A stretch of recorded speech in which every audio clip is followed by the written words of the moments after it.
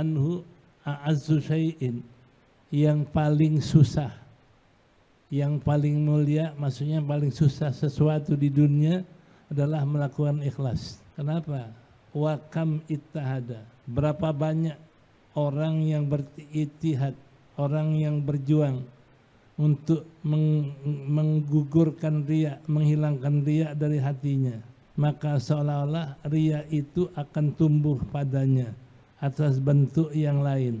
Dia riya dari orang, tumbuh lagi riya karena pujian orang, tumbuh lagi riya karena riya ini sulit dihilangin. Dia hilangkan riya untuk dipuji, timbul riya untuk mendapat harta. Hilangkan riya untuk dipuji, enggak, darhata enggak, riya untuk mendapat jabatan. Jadi riya ini adalah sesuatu yang paling banyak sababnya. Makanya kalau orang menghilangkan riya dari satu warna, datang warna riya yang lain. Itu hampir mirip dengan apa yang dikatakan Sahal At-Tustari, bahwa paling hebat nafsu menghadapi ikhlas. Karena ikhlas ini nggak ada tujuan buat nafsu, nggak ada bagian buat nafsu. Makanya nafsu paling berat ngelawan ikhlas. Ya.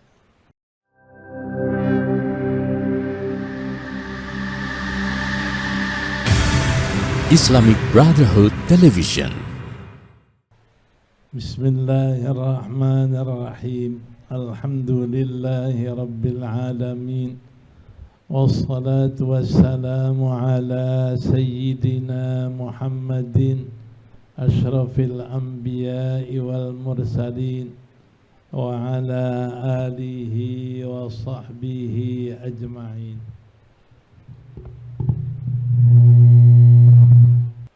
Qala Sahal ibni Abdillah radhiyallahu anhu, ayyu syai'in ashaddu 'ala nafsi, qala al-ikhlasu li'annahu laysa laha fihi nasibun. Su'ila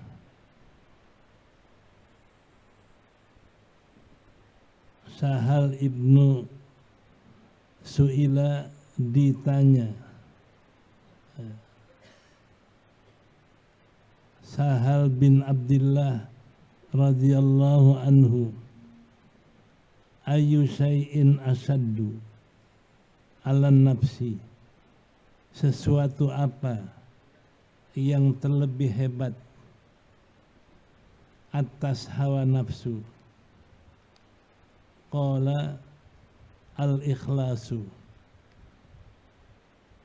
dia berkata adalah ikhlas. Li'annahu laisa laha fihi nasibun, karena bahwasanya nafsu itu tidak ada baginya fihi dalam ikhlas nasibun, bagian. Ini ditanya Sahal apa yang paling sangat berat, yang paling sangat dahsyat terhadap nafsu. Kata Sahal adalah ikhlas. Kenapa ikhlas paling berat sama nafsu? Karena nafsu nggak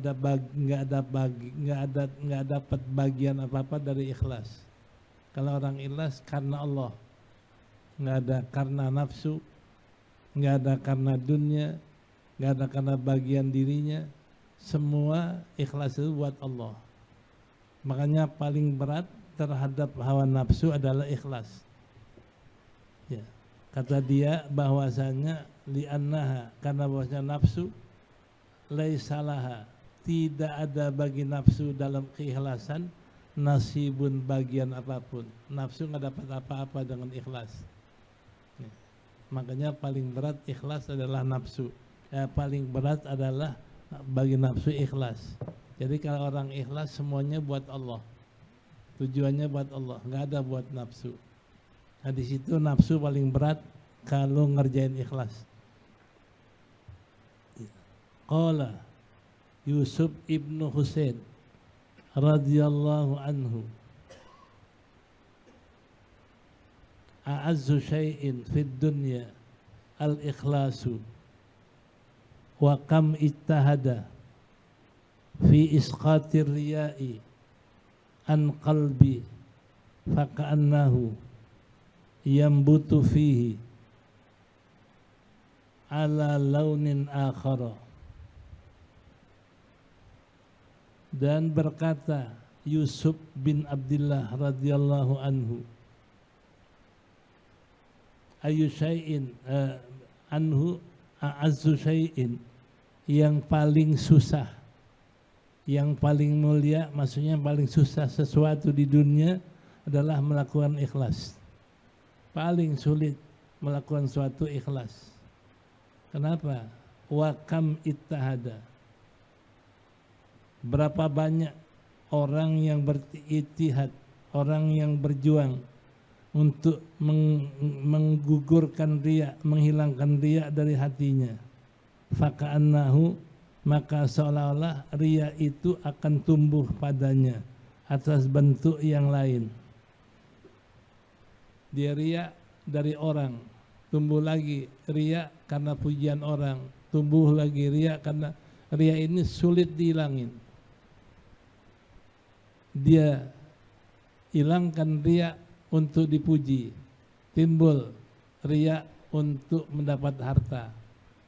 Hilangkan riya untuk dipuji, enggak, darhata enggak, riya untuk mendapat jabatan.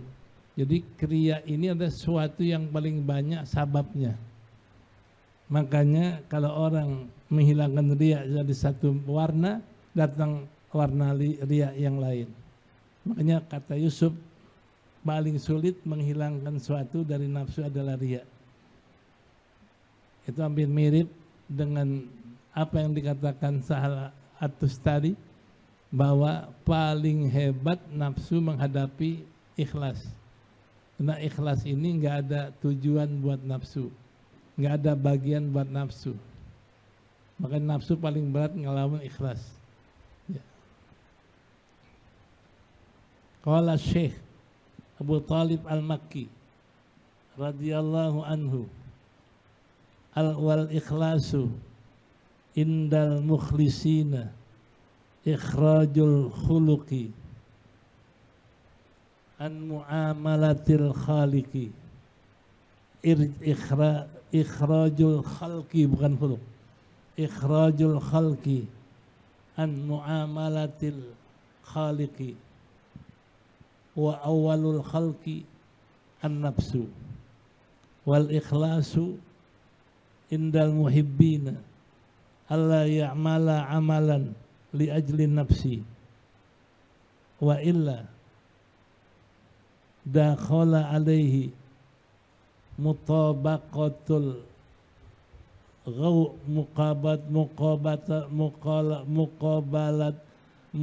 mutabaqatul iwadi awis syaufi ila haddin tubi'a wal ikhlasu indal muwahhidina khurujul khalqi anin nadari ilaihim fil af'ali wa tarkus sukuni wastirahatin bihim fil ahwali. Intaha, alif ha mananya intaha. Artinya, berkata Syekh Abu Talib Al-Makki radhiyallahu anhu, al-ikhlas indal mukhlisin, ikhlas pada orang-orang yang sudah ikhlas. Artinya ikhrajul khalqi, mengeluarkan makhluk, an muamalatil khaliq, dari beribadah kepada Allah. Khaliq Allah, mengeluarkan makhluk dari hatinya ketika ibadah sama Allah. Wa awalul khalqi an-nafsu. Permulaan makhluk adalah hawa nafsu. Wal ikhlasu indal muhibbin. Dan ikhlas bagi orang yang mencintai Allah. Allah ya'mala amalan, bahwa dia tidak mengerjakan satu amal li ajli nafsi, karena kepentingan nafsu. Wa illa, kalau tidak begitu, dakhala alaihi, masuklah atas dia mutabaqatil iwad, menyesuaikan imbalan,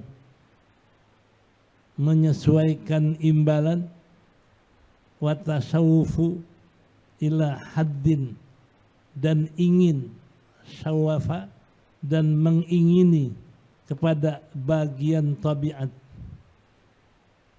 Wal ikhlasu indal muwahhidin khurujul khalqi, mengeluarkan makhluk dari hatinya, anin nadhari ilaihim, daripada memandang kepada mereka, fil af'al, di dalam perbuatan, wa tarkis sukun, dan tidak tentram, tidak tenang, wal istirahati, dan tidak tentram, tidak istirahat dengan mereka, fil ahwal, dalam keadaan-keadaan apapun. Kata Abu Talib Al-Makki, ikhlas itu adalah pada orang yang ikhlas. Mukhlisin, orang yang Allah berikan ikhlas. Kalau orang ikhlas, apa artinya ikhlas? Kata Abu Talib, ikhrajul khalqi, mengeluarkan makhluk dari hatinya ketika ibadah kepada Allah. Jadi waktu dia sholat, nggak ada pengen dilihat orang, nggak ada pengen dipuji orang, nggak ada di hatinya siapapun, yang ada hanya Allah. Jadi kalau orang sudah bisa meninggalkan makhluk lagi ibadah, tidak karena orang, tidak karena siapapun, hanya karena Allah, itu namanya orang yang ikhlas. Karena mengeluarkan makhluk dari hatinya waktu ibadah sama Allah. Siapa makhluk? Awalul khalqi an-nafsu. Permulaan makhluk adalah hawa nafsu. Nafsu pengen dipuji, nafsu pengen dapat harta, nafsu pengen dapat imbalan. Mula-mula hilang dari hatinya nafsu. Nah, jadi berarti kata Abu Talib Al-Makki, kalau orang yang ikhlas ibadahnya, ketika ibadah enggak ada satu makhluk di hatinya. Begitu Allahu Akbar, yang ada hanya Allah. Enggak ada hawa nafsu, enggak ada makhluk, enggak ada manusia, enggak ada siapapun. Hatta malaikat enggak ada di hatinya. Ini kata Abu Talib ikhlasnya orang yang ikhlas. Yang kedua, wal ikhlasu indal muhibbin. Ikhlas pada sisi orang yang mencintai Allah. Jadi kalau orang cinta sama Allah, ikhlasnya bagaimana? Allah ya'mala amalat, bahwa dia tidak beramal satu amal pun li ajlin nafsi, karena kepentingan nafsu. Jadi beramal nggak ada kepentingan nafsunya, yang beramal hanya karena Allah. Saya beramal karena saya hamba Allah. Saya beramal karena saya ini adalah ingin mendekatkan diri sama Allah. Saya beramal karena ingin hamba diri saya kepada Allah. Nggak ada makhluk di hatinya. Yang ada di hatinya kalau ibadah hanya Allah. Itu nggak ada liajun nafsu. Itu orang yang cinta. Kayak kata Rabi'atul Adawiyah, abadtuka lal hur walal kusur walakin li raf'is sutur. Abadtuka, saya ibadah kepadamu bukan karena surga, walal hur, bukan karena bidadari, ibadah saya hanya ingin menyaksikan Engkau ya Allah. Liraf'is sutur, supaya Allah angkat penutup hati saya untuk musyahadah sama Engkau. Saya hanya ingin ibadah supaya musyahadah sama Engkau, paling kurang meraqabah kepada Engkau, paling kurang ingat kepada Engkau, nggak ada tujuan lain. Itu kalau orang yang cinta, nggak ada di hatinya makhluk ketika ibadah. Yang ada hanya Allah yang dia cintai. Ingin musyahadah, ingin meraqabah, ingin ingat kepada Allah. Itu yang dikatakan ikhlasnya orang yang cinta Allah, itu adalah berbuat amal karena tidak ada karena nafsu. Ya. Allah ya'mala amalan li ajri nafsi. Dia tidak beramal karena kepentingan nafsunya. Wa illa, kalau tidak begitu, kalau umpama dia ibadah karena nafsu, itu berarti mutabaqatul iwad, menyesuaikan dengan imbalan. Dia mau sholat, dapat apa saya? Kalau dapat saya sholat, kalau dapat apa-apa saya nggak sholat.